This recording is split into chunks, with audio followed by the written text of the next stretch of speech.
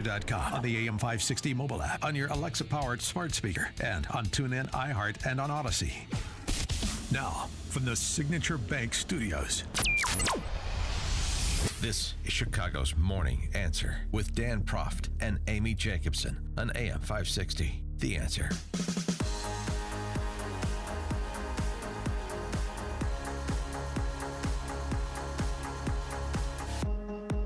Top of the morning, Dan and Amy. John Cass, our friend John Cass, JohnCassNews.com. He offered a column today based on a conversation we had, and based in part on a conversation we had earlier in the week. This clip we played from Helen Joyce, who's an editor at the Economist, explaining from her perspective why this trans social contagion is so relentless and dangerous because of the things parents are doing to their children. They will never be able to rationalize having done something wrong. So they're in a fight to the death to say what they're doing to their children, puberty blockers and surgery and transitioning, is right. And Cass also made another important observation I want to share with you, Amy. In a Chicago broadcast sea of hacks, simpletons, and drooling sentimental barbarians, Prof stands alone. We're lucky to have him. I just want you to remember that. Yeah. If we could get that blown up and put on the wall in here. And you could touch it like before you come in. I can have that framed for you if you want something for the home. Yeah. Mm-hmm. Thanks. He doesn't like me because I love cats. Yeah. Hates me. And when he comes in the studio, he's annoyed by all the cat hair on your chair. There's no question about that. It was also based on a couple of columns, including a recent one penned over at JohnCassNews.com by former Iowa Congressman Dr. Greg Ganske, who's a retired plastic surgeon, retired U.S. Army Reserve Lieutenant Colonel, and, as I said, Republican member of the House from Iowa from 95 to 03. Dr. Ganske joins us now. Greg Ganske, thanks so much for joining us. Appreciate it. Well, thank you very much for having me on. And it takes me back to my old days in politics when Jan Michelson on WHO would interview me. There you go. But I'm also being interviewed by a fellow Iowa Hawkeye. Yes, see? Yeah. Thou shalt bow down to the Iowa Hawkeyes. Dan, at least we have a football program. Are you, Greg Ganske, are you the only Iowa University of Iowa graduate who went on to get a medical degree? Oh, my God. Are there others? There's others, Dan. Oh, all right. Thank you. Curious. All right. Turning to the scholarship you provided. So one of the things I wanted to just start with is your perspective on these key questions. The key question, whether this is treatment or child abuse, and specifically as it relates to puberty blockers and surgeries on minors. Yes, I've written two kind of lengthy pieces on this for John Cass. And I must say, I really appreciate his venue because unlike, short op-eds that are in newspapers, and I've done them for Town Hall, Wall Street Journal, and some others, the Des Moines Register, John gives you enough space that you can actually give some reasons for your opinions. And I feel very strongly about this as a retired plastic surgeon because I think this ultimately is going to be a black mark on my profession, specifically my specialty, similar to the frontal lobotomy things that were done in the 20s and 30s for depression. It's one thing to do transition surgery on an adult.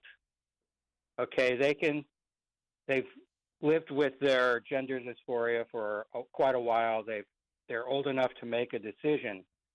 Boy, it is a different ballgame if you're dealing like 8 and 9-year-olds, and then their parents who have maybe been groomed at school There definitely is. I agree with you. There's a social contagion going on, and so they go to their parents take them to a medical professional, uh, and then they're told, well, if you don't agree to this treatment, your child is more likely to commit suicide, and that is just false. One of the reasons I'm really glad you're having me on is to disseminate this information. The the the dogma in the medical profession is that this treatment is justified because children with gender dysphoria that aren't allowed to go on and transition are more likely to commit suicide. And that is just not proven. And that's what I talk about in my last article. And I give some kind of lengthy examples of the faults in the literature. And there's quite a bit of literature that says, oh, this is the right thing to do. Unfortunately, it's coming out of the clinics that are doing it, and the methodology is really not very good at all. Well, in your first, sorry, go on.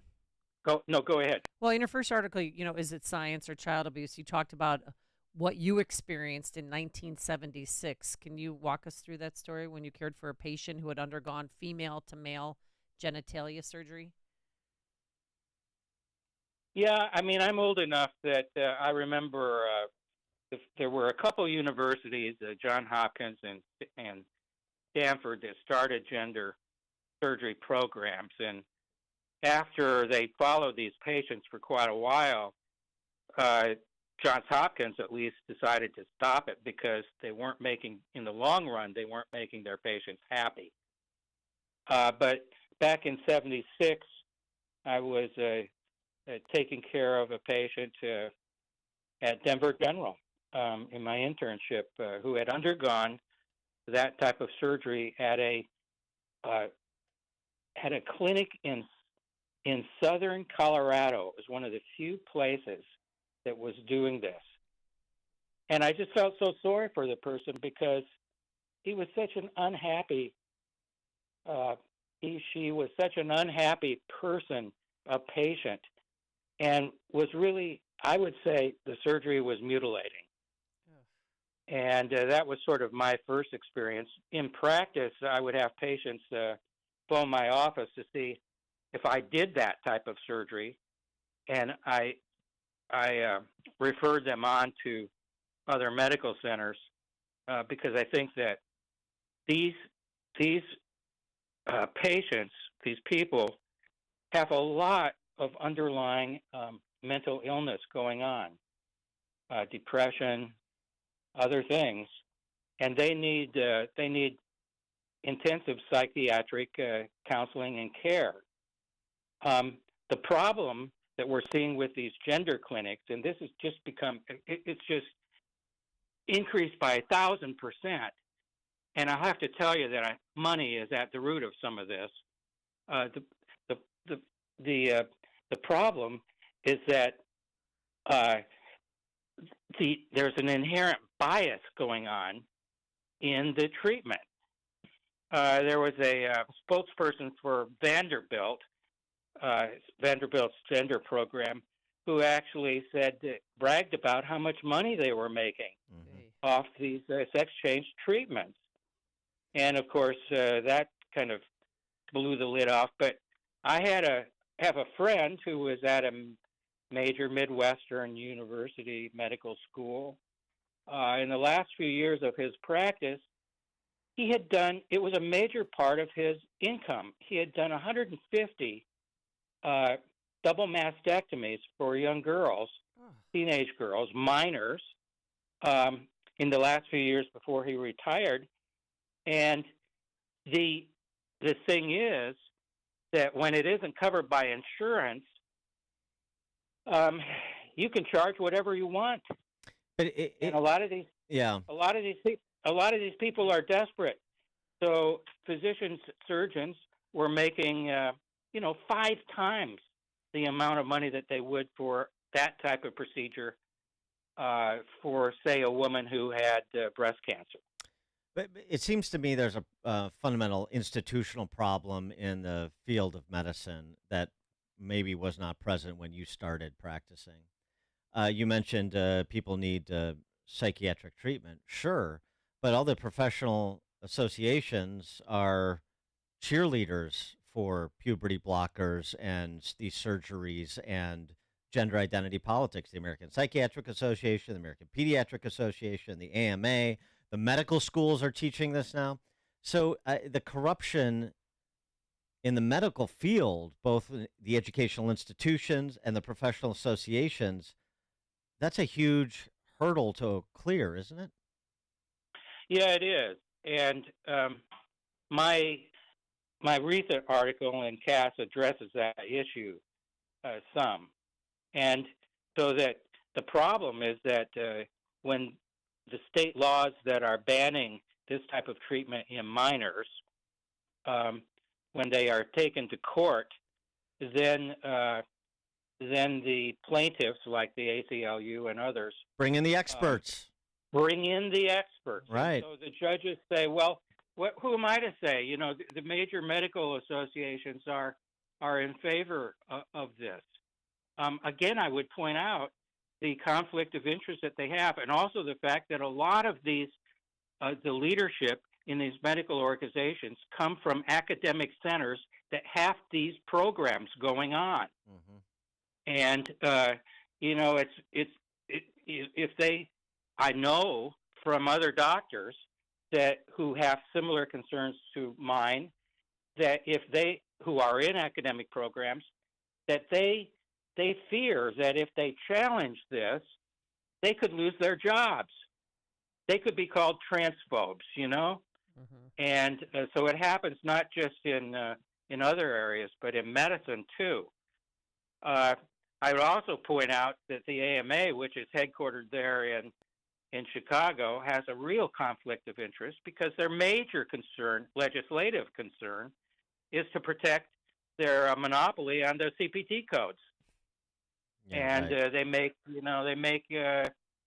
$60-70 million a year off that. So the last thing they want to do is to pick off the liberal members of Congress and put that in jeopardy. So, Doctor, I was wondering, what are the side effects of puberty blockers? Because a lot of people say, well, we don't want to start with a surgery, but we want to start with the puberty blocking. And is there enough data to form a conclusion what some side effects are? Have they been around long enough? They have been around long enough, but you know, their use in children for this is not authorized. It's an unauthorized use. The drugs were used for like women with endometriosis, and is frequently used for men who have had prostate cancer. And so the long-term effects very well may not be temporary. We know of lots of patients who have a bone loss, severe bone loss from Lupron, even to the point where it just leaves you in miserable pain constantly. These are very strong drugs. They given to a child who is starting to go through puberty, they could permanently affect the sex drive of that child. These drugs are so powerful that they're the same drugs that are given to sex offenders in prison. And if they will continue to take those drugs, then they're released early. Oh, my gosh. Well, does it throw you into early menopause? Absolutely, and severe hot flashes, and you know, all sorts of things. Well, so I wrote about that. Well, the about that in my yeah, and the point you made about that too is puberty blockers specifically, which other people have made, but there's been no randomly controlled trials on this off-label use that you're describing, and it seems to me that's odd, and perhaps there's no interest because there's fear of what the outcome may be. Yeah, I would say that you know, most of the literature, medical literature that purports to show the benefit of this is pretty self-serving. and there aren't controls, and they rely on biased surveys. And, every one of those authors should be, at the end of the piece, should be saying, I have a conflict of interest. If you write something about a drug or something like this, at the end of the article, you're supposed to say if you have any conflict of interest. Well, these people have significant conflicts of interest in these. Well, one other study you cite, study you cite that is, I wanted to get to because it's so important in the debate where you routinely hear from the other side about suicidal ideation among kids that feel they're in the wrong body, and the phrase you've heard, I'd rather have a live, I'd rather have, if I've got a girl, I'd rather have a boy than a dead child, and so forth. I mean, the melodramatic statements like that. But you dissect a study that a lot of people are relying on to make the claim that the transitioning surgery prevents suicide, and if you could just distill that for us. Yeah, there have been a lot of articles written, but the three main ones have real problems with the methodology because they don't. The way they're designed is they don't eliminate bias. And for instance, in one of the studies, they compared a group of kids who were with gender dysphoria who requested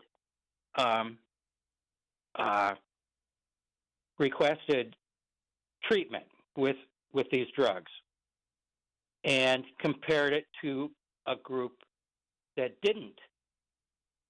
requested but didn't get the drug, and found that those who got the drug started on the path towards sex change, had fewer, didn't have as much suicide.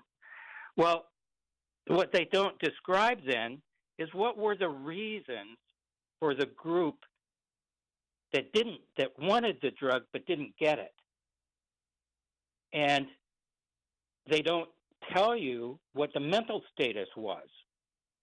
So very well, that group had more significant underlying psychiatric problems that would predispose to suicide in the first place.